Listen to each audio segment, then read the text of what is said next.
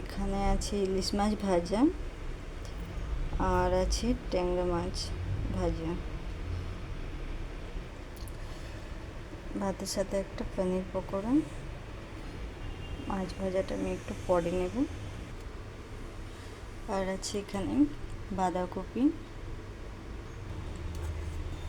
আর এখানে আছে পেঁপে দিয়ে ডাল।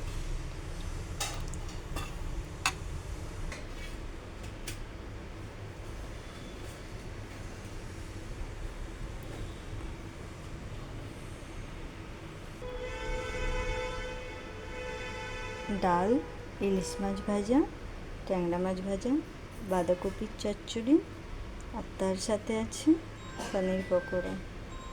এটা হলো আজকের আমাদের লাঞ্চ মেনু। Thank you.